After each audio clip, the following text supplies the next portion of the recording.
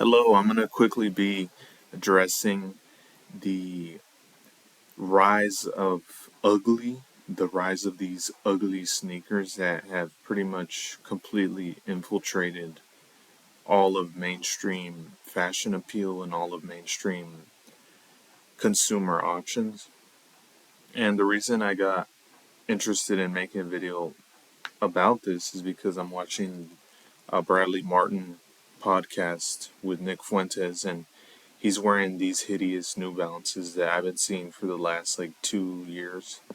They're the shoot. They're very ugly. I'll put a picture on them because I don't have the exact model number, but the whole design is just so unappealing to me. But it's obviously inspired by the 990s, I believe, the 991s and all those. But it's kind of has like a more tries to do like a modern take, and there's so many models now from not just New Balance but other brands that are trying to kind of follow New Balance, who has risen in recent years because of the like 550, the New Balance 550, and that whole vintage style. It's kind of crossed over into like the lifestyle dad shoe, like suede runner, like the 990 and those like higher number models. And brands are kind of going towards that, but then you get like a mishmash, like some Yeezy kind of, because those are like Yeezy inspired, but it doesn't really work with like the that New Balance design language. So I'm gonna go in depth into kind of the roots of why you see all these random ugly models. In my opinion, they're ugly. I know people really like them. I see them like people and out and about wearing them. But for me, they could go with way better aesthetic paneling, and because I don't think I've addressed down here yet, but I do make shoes myself, and I know in to certain degree I know what I'm talking about in terms of industrial design and aesthetics and stuff. So one of the main big contributions was a whole era from like 2011 to 2018. You had the what you could call the SoundCloud era, but 2011, I mentioned that year because that's when Space Ghost Perp kind of took off with the whole ASAP Rocky kind of uh, scene where they were making Memphis inspired rap and slowed down like what's it called, DJ Screw inspired music and all that stuff, and that kind of era kind of blossomed, and then you got like Ian Connor hanging out with ASAP Rocky, and a big moment was when he on Instagram in like 2014. I remember this.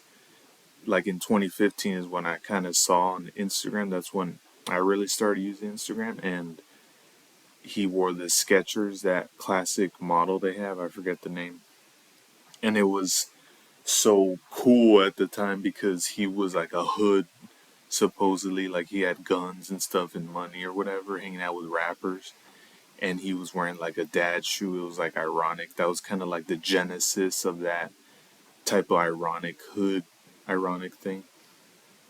And that era also had, maybe a few years later, you had like those rappers like Playboy Cardi, Lil Peep, Lil Tracy, the whole no jumper circuit. All those rappers would wear Air Force Ones, but it was almost done like in an ironic way. So a lot of them were wearing them dirty and wearing them, some of them new. And I remember seeing memes a handful of years ago about what type of rapper are you? Are you the new Air Force One right out the box? You throw them away once you use them, or the kind of grunge inspired, like dirty Air Force One, which was the Lil Peeps in them. And I have a few moments I'd probably highlight in this video, but I don't have some of the footage. Like there was this video that me and my friends used to talk about. It was Terror Gang, this song where Space Ghost Perp collabed with like a bunch of rappers. Black Cray was like a favorite rapper we would talk about because he was so like um, ironic in his style and stuff, and he would wear like random like air more up tempos and random shoe models. And he actually put us on, I guess, to like Avia, because Avia is like a Walmart brand. It's always been, it's not really known, but when it is addressed, it's like, oh, it's like a cheap shoe from like Walmart, $20. And he wore the Avia White, which I actually have. I should have grabbed it. That was like he was almost like the rapper that was inspiring all the mainstream rappers, like Playboy Cardi, kind of took off and kind of had that ironic style and stuff.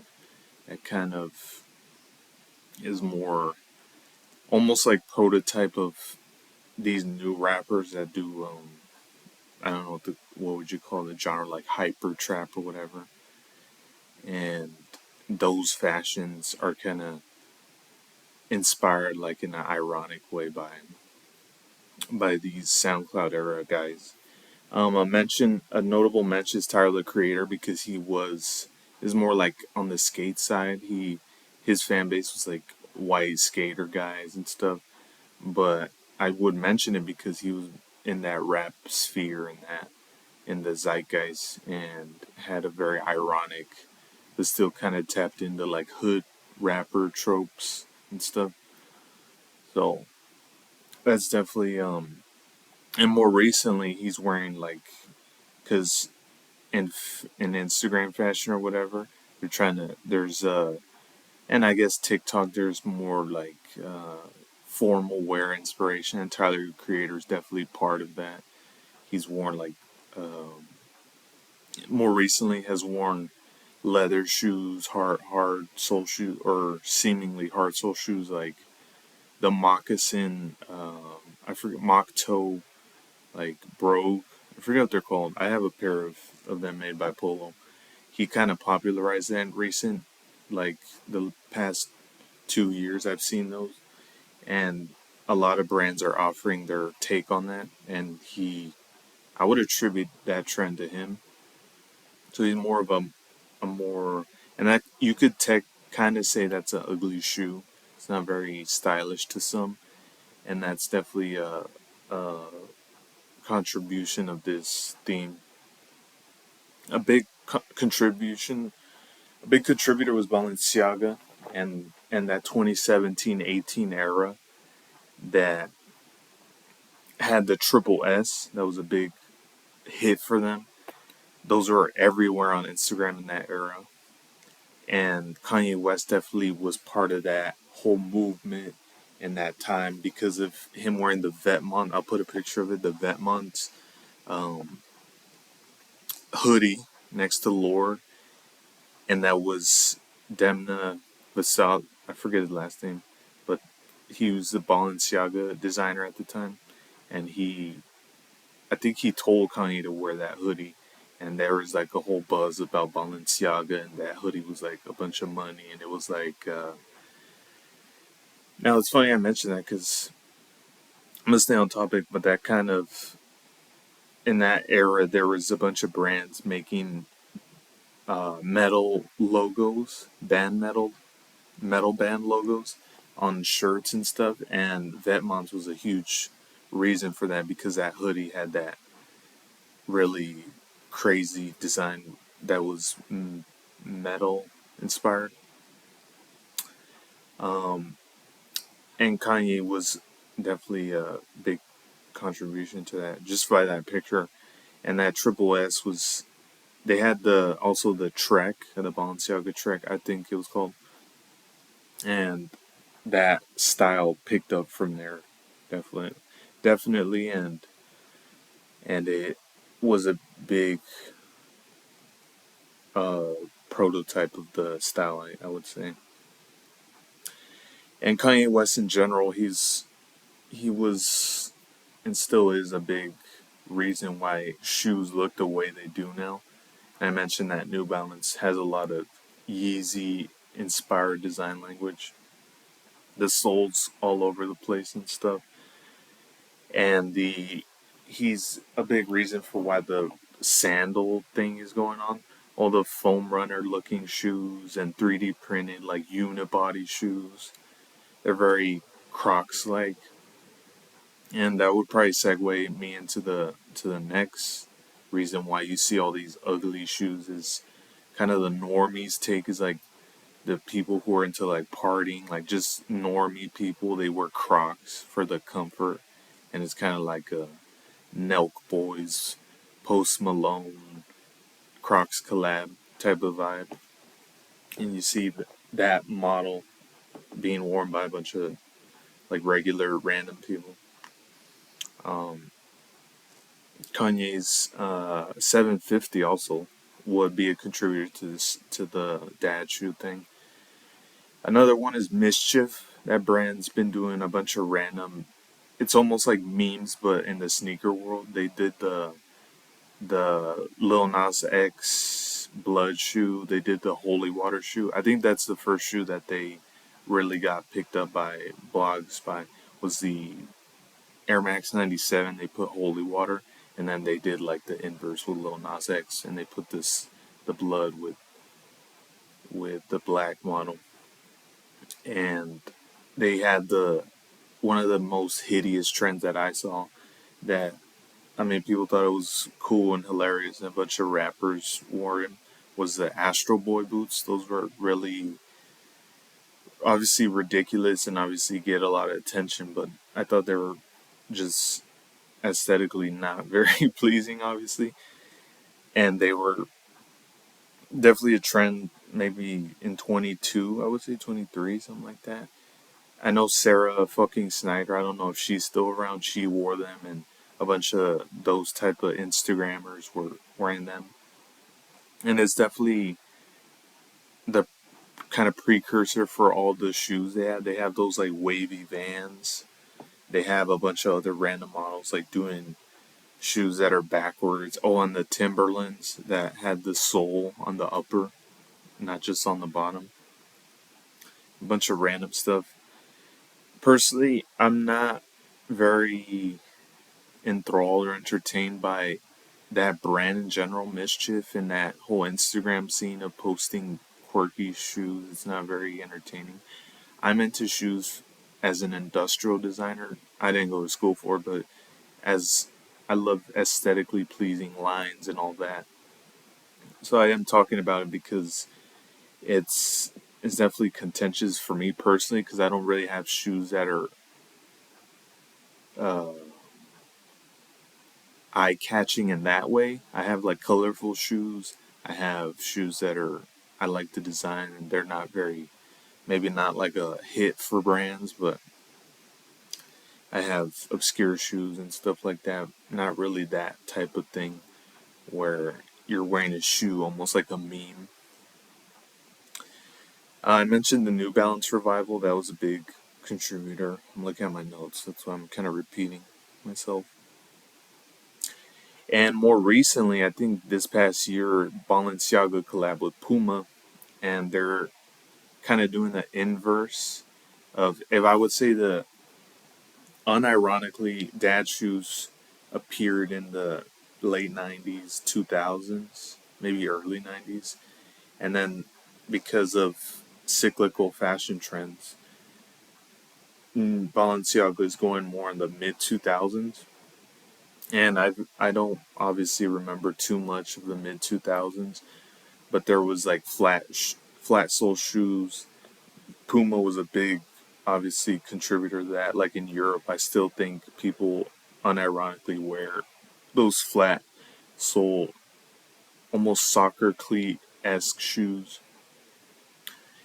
and that's probably a big reason why it's in Europe is because it's like a soccer. Soccer is obviously bigger in Europe, but Balenciaga is trying to push that forward, and they're doing the speed cats. They're like distressed. I'm not a huge fan of that. I would wear them. I've never really had Pumas. I did have a pair years ago, but they're not very. Most of their models are not well designed, in my opinion. I think their logo's not the most pleasing in terms of its lines. It could do way better models that I would find appealing, but yeah, Balenciaga's trying to do this, and I feel as though it's inspired a bit by Prada's whole thing that was huge in the 2000s, or not huge, but it was in the kind of hip hop zeitgeist, the Prada cups, or Prada America cups. Those were in the black community, or like with black people, they're a huge shoe. There's like always memes that they're versatile. You could wear them to play basketball and go to church and then go to work and all that. And that shape of shoe, I think we'll see more of, and it'll be a huge trend. And that sleek, thin sole type of shoe will be more prominent in coming years, almost as a because people are so tired of the dad shoe that there's brands are seeking and they're branching out to find more uh more styles that are more fresh, I would say, because of the dad shoe prominence for the last like decade. And I mentioned the whole Post Malone kind of frat culture and all that, and people, those people wearing like Birkenstocks is also another one. These are people that more kind of buy the shoes for comfort. I'm kind of different that way because I buy shoes for the look, and if they happen to be comfortable, then that's a plus. And that's about it as far as the foundation of why you see all these ugly shoes nowadays. That's all the things I could think of that contributed to this phenomena, because we live in such a in the internet in general, YouTube, TikTok, whatever. It's almost like you irony. It's like being ironic is the unironic thing now. And it's kind of hard to explain. So it's kind of there's no like monoculture. I know I've seen thumbnails of YouTube videos that kind of address this, like in social media and like TV shows in general. There's no monoculture like how there was in the 2000s. Like when I'll try to think of a few examples, but I think it's applicable here because there's no mono fashion. I feel there's people doing this random shit, and then there's like athleisure, and then there's no where I feel in the 2000s it was less complicated. There was kind of like there's the hip hop culture, and then maybe like the brands like Hollister, Abercrombie and Fitch, and all that, and there wasn't much in between. There was so it's interesting to kind of dissect. I get kind of autistic about it, but I just want to address because I make political videos. I don't talk about fashion and shoes and stuff. So It'd be interesting to see how this video does, because I hopefully want to talk about that in the future and garner attention for my personal fashion endeavors. I make shoes myself, sneakers, and it'd be interesting to see if people are interested in talking about it, because it definitely interests me, even though a lot of people are saying sneakers are like dead on YouTube. You see that because reselling sneakers is not very viable nowadays. I do see people doing it, but it's not very common as it was maybe pre 2020 or pre 2021. But yeah, I still think, it's just like any industry, it ebbs and flows. So we'll see where it goes. But yeah, thanks for watching this. And my next video, I'm going to be talking about how Nike lost its number one spot and the contributing factors of why that happened. So stay tuned for that.